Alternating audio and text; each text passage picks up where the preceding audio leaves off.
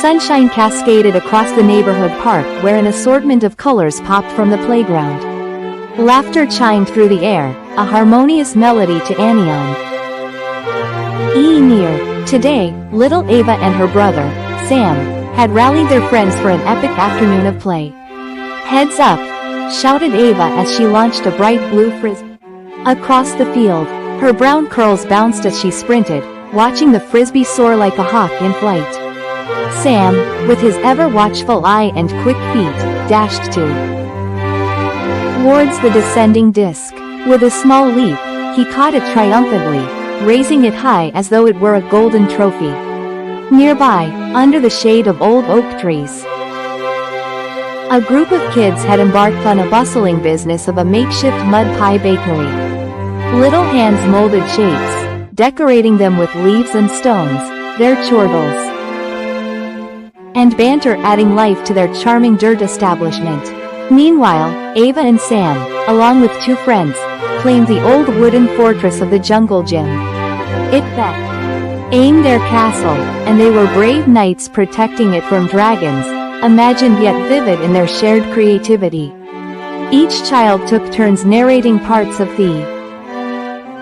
our thrilling adventure, building upon each other's fantasies.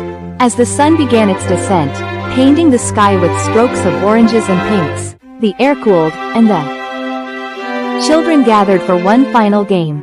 Tag, you're it, yelled Ava, tapping Sam before dashing off with surprising speed. The simple game ignited with energy as ever. Yon joined, the park alive with the echoes of joyous shrieks. Too soon, parents called out, signaling the end of day's play. Groans of reluctance mixed with promises of tomorrow. As they departed, the park stood silent but satisfied, holding onto the echoes of the day, waiting for another chapter of laughter and imagination. In the golden haze of a crisp autumn afternoon, the laughter of children filled the air in the small neighborhood park. Leaves, painted in shades of amber and gold, crunched underfoot as little feet raced across the playground, chasing the fleeting days of childhood freedom. At the center of this whirlwind of energy was 8-year-old Mia, a natural leader with unruly curls and a contagious giggle. Her latest obsession was a game she called Castle Defenders. The jungle gym into a grand castle, each child a knight tasked with defending it from dragons, imagined from the shadows of passing clouds. Today, Mia appointed her best friend Lou Saws as the master of spyglass, wielding an old paper towel tube as his telescope.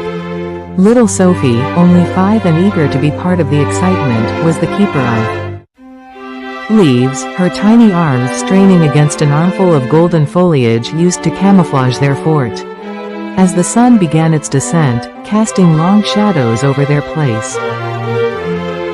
Ground Kingdom, the game reached its peak with an all-out dragon attack. The children roared and waved their makeshift swords of twigs and branches. Mia direct. D the defense with expert command, assigning roles and shouting encouragements. Mia, great job, keep watch, Lucas screamed, peering through his tube as if spotted G an approaching horde. In the throes of battle, the children didn't hear the first calls to come home. It was only when the streetlights flickered on, one by one, that they dropped their leafy shields and twig swords, suddenly transformed back into tired kids who had school in the morning. With promises to play again, headed their separate ways, their laughter echoing through the cool evening air, a reminder of the unfettered joy that came with simply playing together. In the heart of the lively Greenwich Park, a gentle breeze stirred the leaves, creating a rustling symphony that mixed with the joyful giggles of children. Playing, the sun painted golden hues across the fields, and the sky above was a vast canvas of blue, dotted with soft, fluffy clouds. Among the children, a spirited little girl named Emily, with ribbons in her hair that fluttered like small flags signaling her every joyous movement. She was the unofficial captain of the adventurers, a group of neighborhood kids who had assembled their own imaginative playground kingdom out of the park's sprawl. This afternoon was special. They were pirates hunting for hidden treasures. Little Jimmy, with his oversized pirate hat slipping over his eyes, was the mapkeeper, guiding them with enthusiastic, if not entirely accurate, directions. Sarah, who wore a makeshift eye patch, helped her band of pirates decipher the scribbles Jimmy claimed led to the treasure. Their quest had them darting around trees, under bushes, and atop small hillocks. Laughter followed their every step, leaving passers-by smiling at the scene. Every stick became a sword, each stone a precious gem, and in their minds, the park transformed into a vast, mysterious island filled with wonders. Finally, at the foot of the grand old oak, Jimmy halted. "Here," he shouted triumphantly, pointing to a spot. Eagerly, they dug with their hands, and though they found no gold, they unearthed a small, old shoebox. Inside, Emily had secretly placed chocolate coins wrapped in gold foil, their shimmering surfaces catching the light. "Eureka!" they shouted in unison, their faces alight with the thrill of success. Sharing out the chocolate treasures, they sat under the oak, tales of grandeur filling the air, their joy infectious, painting a perfect picture of childhood at its finest. In the golden hues of a late Saturday afternoon, the local park buzzed with the laughter and shouts of children at play. Sammy, a sprightly 8-year-old with an infectious giggle, had initiated a game of treasure seekers among a motley crew of neighborhood kids. "Okay, everyone, the treasure's hidden somewhere in the park. Here's your first clue," Sammy announced, handing out small, crinkled notes from his backpack.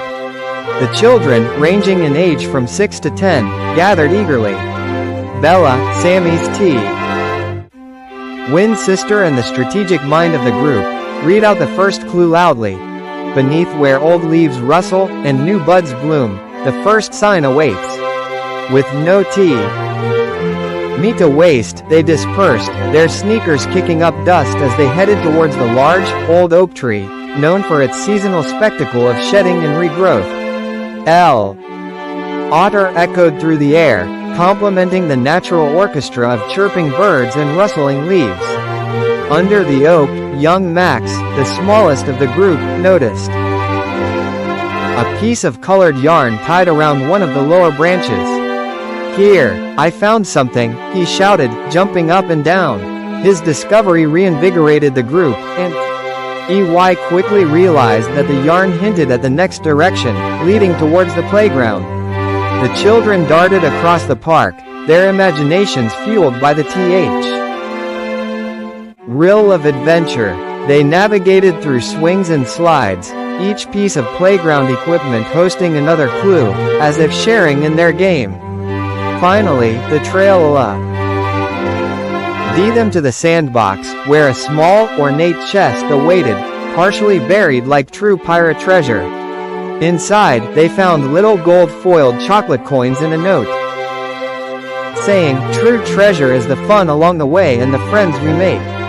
As the sun began to dip below the horizon, the group sat in a circle, sharing their candies, talking and planning their next adventure together. The park, a place of everyday play, had transformed into a treasure island for that one enchanted afternoon.